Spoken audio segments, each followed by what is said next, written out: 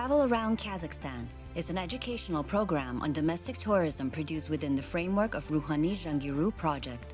Every episode, our camera crew travels along popular routes marked on a touristification map of the Republic.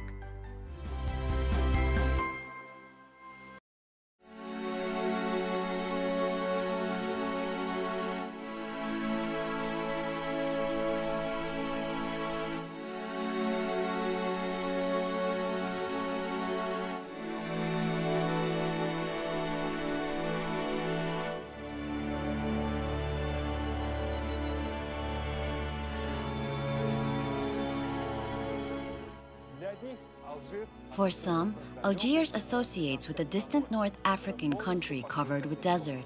For others, it is a territory of suffering, where authorities kept women and children in cold and hunger for a long time. Their offense was being family members of repressed husbands and fathers. It is a dark chapter in the history of our people, which residents and foreign tourists interested in. We have arrived at Museum Memorial Complex devoted to Akmol internment camp for wives of betrayers of the homeland. Hello, my name is Shinbolad Pazil, and this is Travel Around Kazakhstan.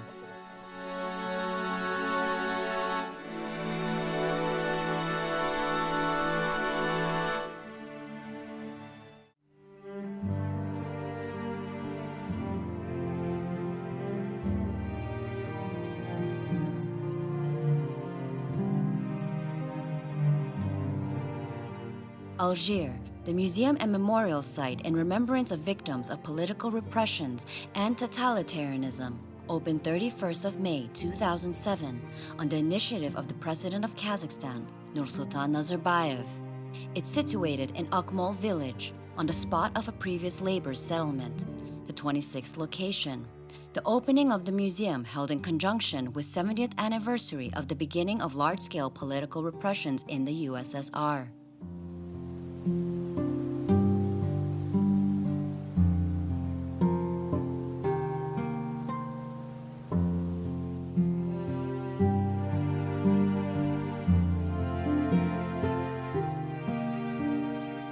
Two floors are in the museum building. First one is called ALZHIR, on the history of Kazakhstan. The second one is ALZHIR, devoted to the history of female detainees. You see a sculpture in front of you. The flower of life splits through the rock. It symbolically means that life goes on despite all woes and horrors. The freedom and captivity composition above represents a snare, where 15 doves beat their wings and hope to fly free.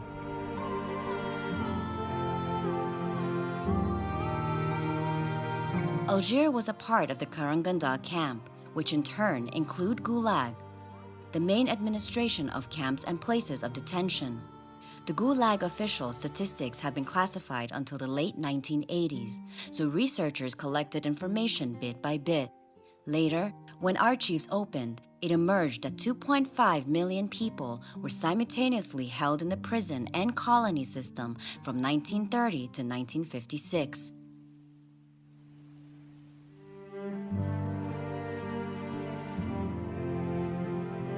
During Stalin's time, the system denied the presumption of innocence. A person is guilty and should confess in everything, otherwise tortured. You see two rows of photos. One is before, and another is at the time of an arrest. It is the same people which you cannot recognize.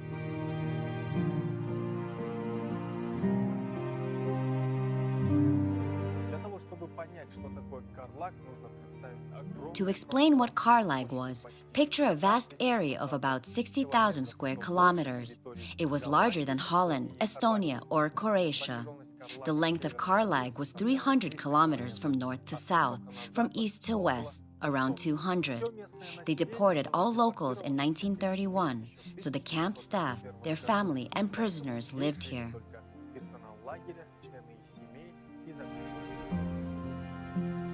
Here, in an entry from the 486th Operational Order of NKVD, People's Commissariat for Internal Affairs of the USSR, initiate repression of wives and homeland traitors, members of the right Trotskyists, espionage and sabotage organizations, convicted by military chamber and tribunals on the first and second categories from 1st August 1936.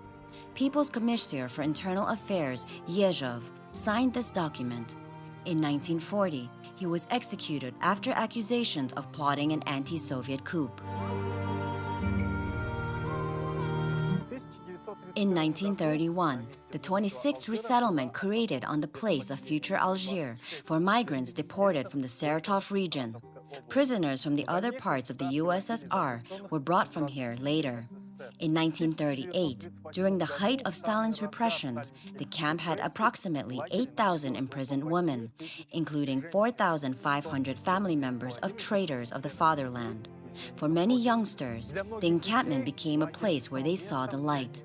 In first years, it received about 2,000 women, which 600 of them were pregnant.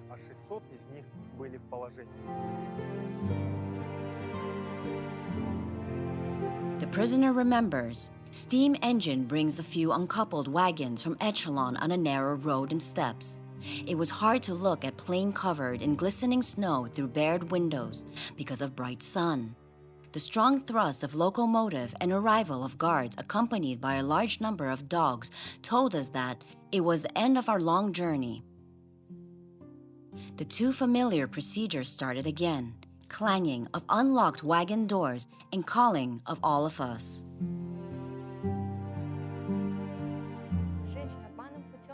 Women were taken from their homes by deception. The NKVD officers came at night and promised a meeting with their husbands. Wives believed them, wore the most beautiful dresses, and gathered children. However, cars named Black Ravens waited for them at the exit of the apartment. Officers sent women on cars to prisons, where they waited for sentencing up to 3 to 6 months.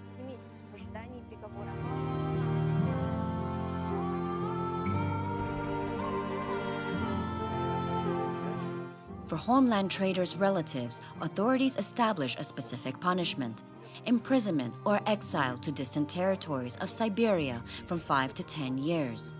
Do you know how long detainees had to survive these places, despite the harsh weather of Akmola region and poor conditions of barracks life? It was an act of courage.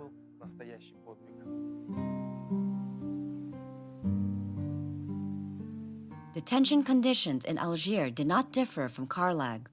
At first, a so-called special campground unite regime existed.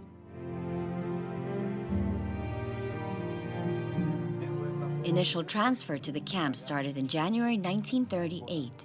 New arrivals built their barracks during a blizzard, storm, heat, and rain.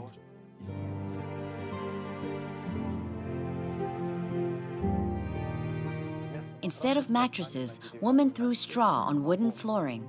For heating, they mowed reeds, which was a principal fuel in 2 winters. However, it gave so little warmth that temperature in huts did not exceed 6 to 8 degrees.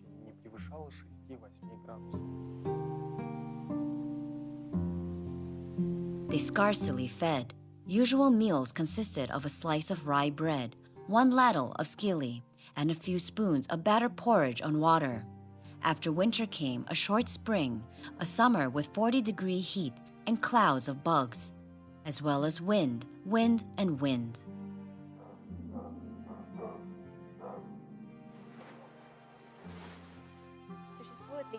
Legend has it a Janajol village was nearby the campsite. Its people came to the gate and threw stones at prisoners. Lady tripped and smelled milk when she ran from them. When she brought pebbles in secret, Kazakh woman explained to her it was kurd, the national Kazakh food. Janajol residents wanted to save inmates from starvation, for which those were thankful.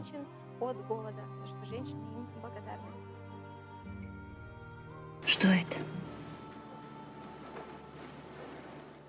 What is kurd? It is a homemade cottage cheese. Who were detainees of Algiers? Mainly, they were spouses of state, political and social figures, sister of Tukhachevsky, Marshal, as well as partners of outstanding Kazakh leaders such as Sefulin, Mailin, Ruskulov, Kozhanov, Jurgenov, Nurmakov, Asfendiyarov, and many others are among them.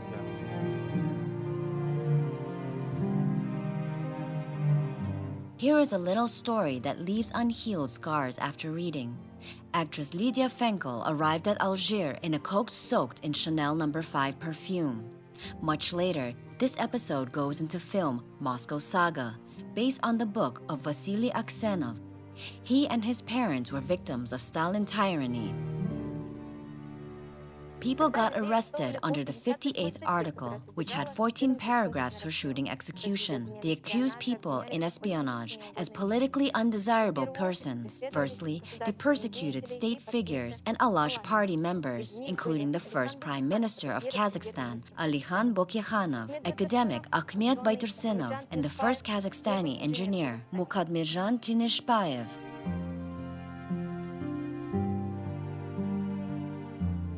The wife of shot Belarusian poet Todor Klashony arrived in Algiers camp with 4-month girl Maya. Maya slept in a residential institution near Rita, Tura Ruskolov's daughter. She later remembered that they checked each other if both of them were alive. We have 1,000 stories like hers.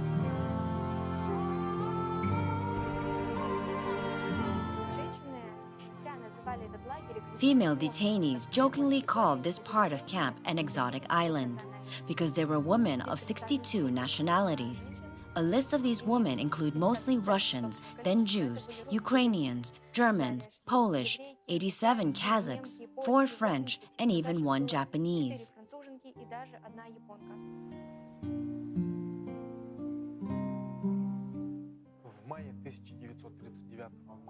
In May 1939, when the operation against spouses of fatherland traitors has ended, detainment of prisoners and juveniles changed from special to general camp regime. It meant a lot, including that females allowed to have a postal correspondence. Then many of them found out about the fate of their husbands and kids. For them was no hope to see their family.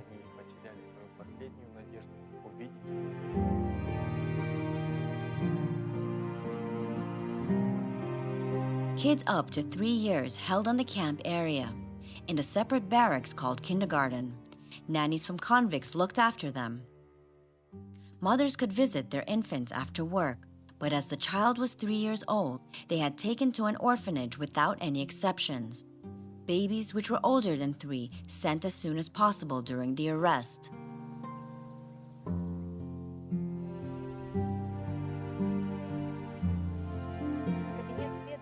Women were afraid to get into the prosecutor's office because of torture and abuse. Interrogations tend to go at nights, and prisoners were not allowed to sleep at noon. They sat women on a high chair so that legs did not reach the floor. She spent quite a lot of time in such a position. Investigators changed, and the female was the same.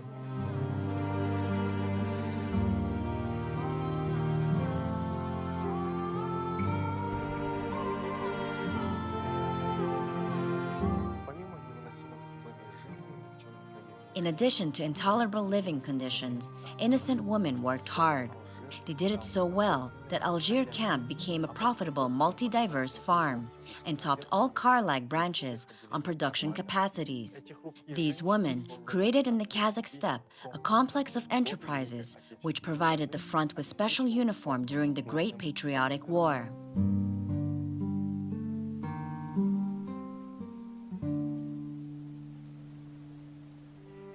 From the memoirs of Maria Mansis, we started to organize ourselves in such challenging moral conditions with extreme caution. We face a principal task: to obtain the association of a range of productions from the camp management to put all 6,500 women to work. After a while, a group of ceramic engineers found that organization of brick production was possible and real. They revealed the presence of necessary raw materials, calculated the opening of the brick factory. This is a quick example of the commitment of women in Algiers work camp.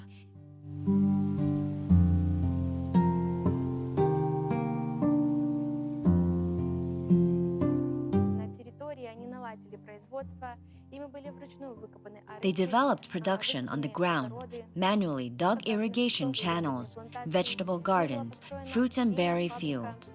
They built a garment workshop, and a cattle farm.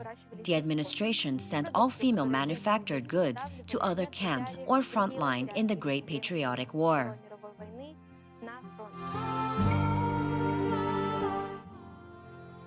Agriculture occupied a significant place in life of women prisoners.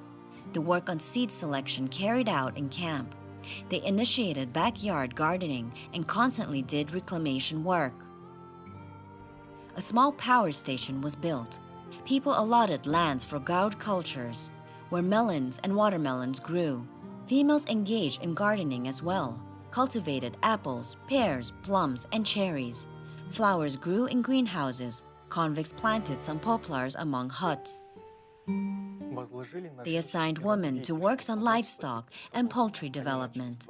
They constructed farms for cows, young animals, hatcheries, and veterinary facilities. Everything that Algiers grew meant for Karlak, as the mortality rate was very high there. From 1940 to 1950s, 10,000 detainees died in there. Probably, the labor of these women saved many male prisoners of Karaganda camp.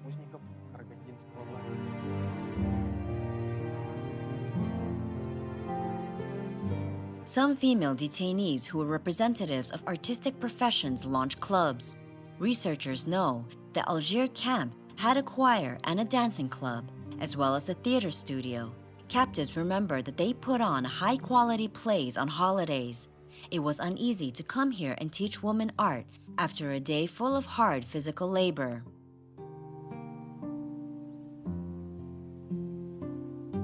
For Algiers internees, the situation had not improved until 6 years after the end of the Great Patriotic War in 1951, although not for everyone. On 24 April 1951, pregnant and mothers with children were freed. The work camp closed soon in 1953. However, lots of females had no right to come back to a previous place of residence until the rehabilitation in 1958.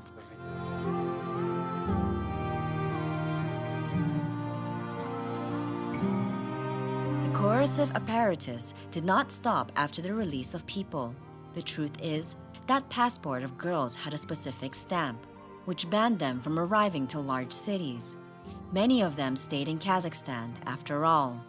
Such mark had not allowed them to find a decent employment. Children of ex-Algiers hostages were outcast for a long time. It was impossible for them to enter the university, find a normal job, having a status of a daughter or son of people's enemy. After the rehabilitation, they were able to return their names. Looking at these photos of people who went through Algiers encampment, you understand that this machine did not spare anyone. Here is Rachel Misiru Plisetskaya, mother of the famous ballerina.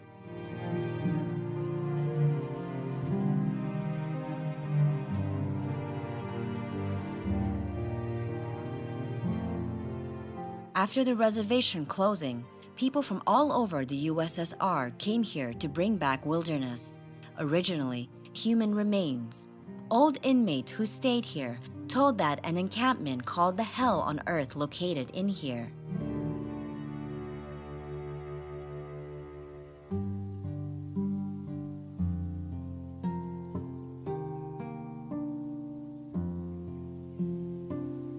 Today, Akmol is a modern village, good homes constructed here. Youngsters run around the streets, and they have internet connection. Looking at all of this, it is hard to imagine the horrors taking place in correctional camps.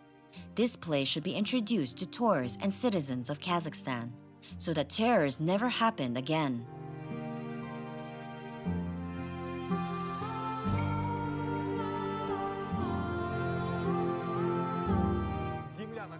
The land, which had Akmol labor camp for wives of traitors of the motherland, will remember all Atro cities of Stalin terror.